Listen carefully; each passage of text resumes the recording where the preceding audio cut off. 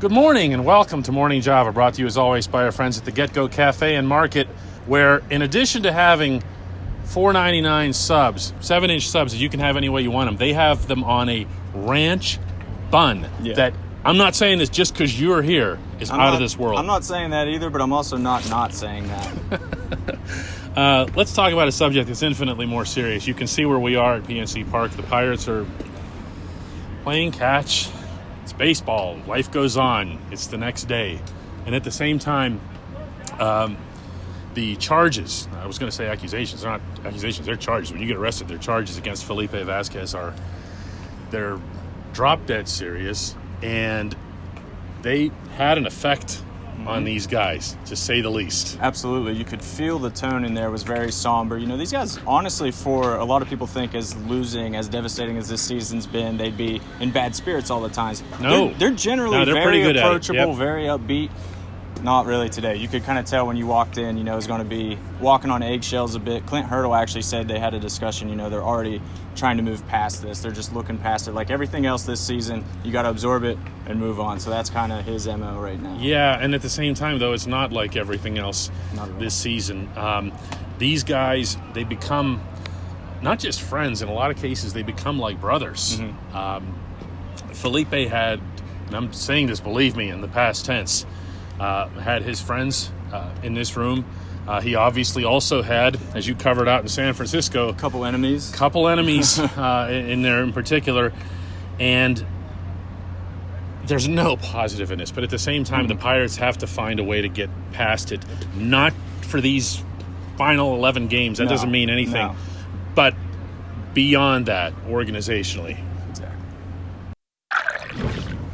This isn't about the people who knew or didn't know, and it's most definitely not about people like us who dealt with Felipe on a daily basis. But one of the things that does pop up after a situation like this is, how did you not see it?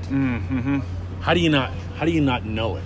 I'll ask you in a second, but myself, the first thing that happens when you hear it is naturally you think first of yourself and like, what did I see? What did I hear? What the hell could I have done?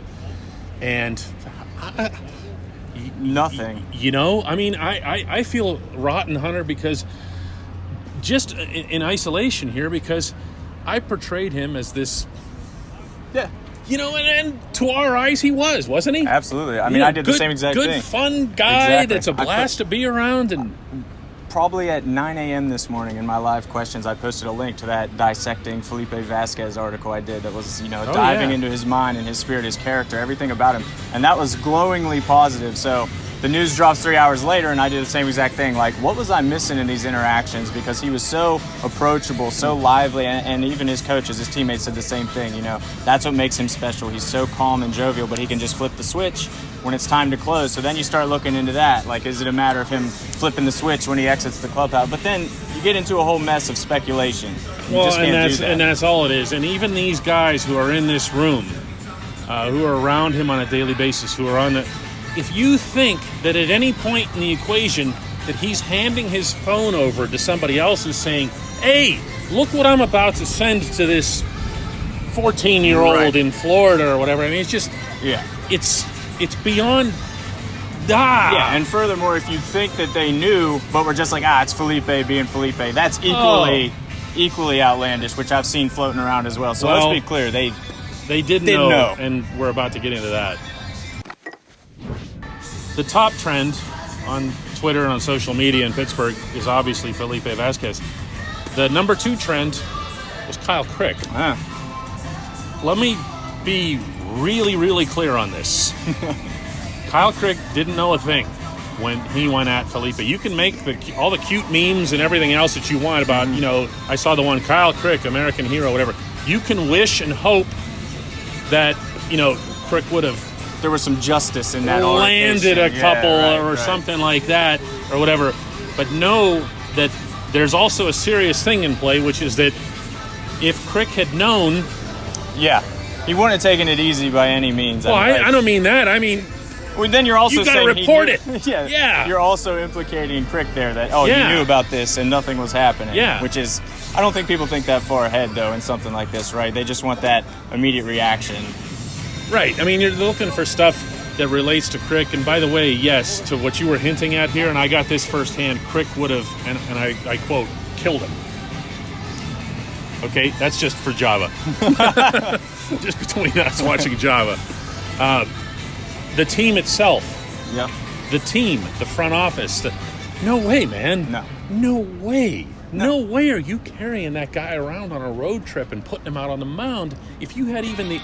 You know, all that happens here in this equation is the police get involved. The police, meaning in Lee County, Florida, and then they let the Allegheny County police know, and they get that done on this end. He's going to get extradited to Florida, and from, you know, there could be even more to it. But that's not the team. As far as everything that we know right now, the team had absolutely no inkling